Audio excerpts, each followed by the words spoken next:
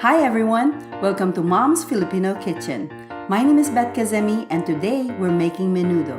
Come on! We're going to start by marinating our pork. We've got 2 pounds cut into small pieces and placed in a bowl.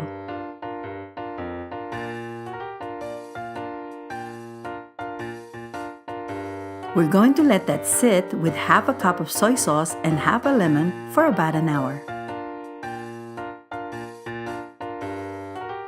Hey everyone, it's Josh. The marinating process can feel like it takes a long time, especially when you're really hungry and your mom is taking forever.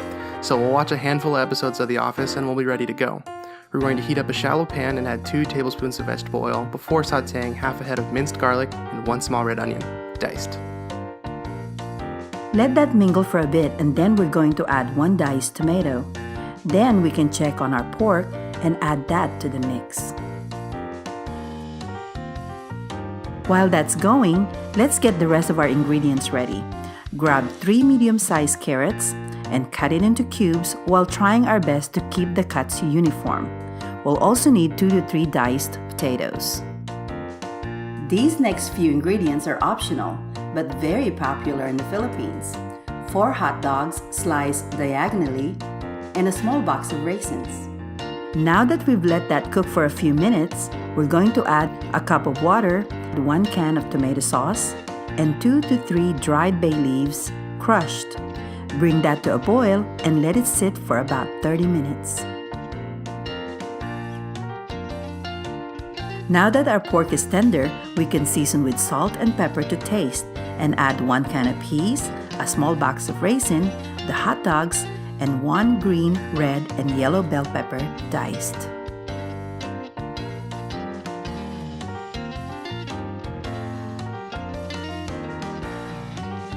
And there you have it. Now let's see how it tastes.